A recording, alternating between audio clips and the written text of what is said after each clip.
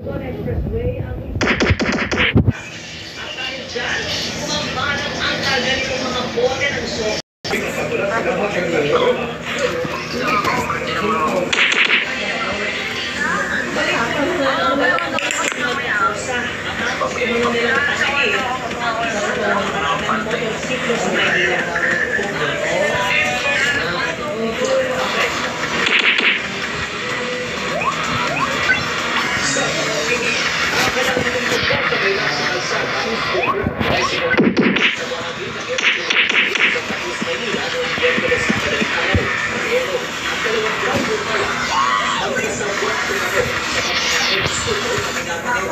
Sa kanila, sa kagawad ng barangay, isang lalaki ang lumapit sa kanila noong Miyerkules ng hapon para magpa-review ng CCTV.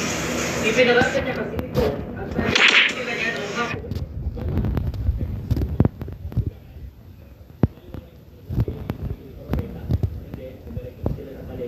Tsaka sila bumalik dito sa Cavite Street, papuntang Salab.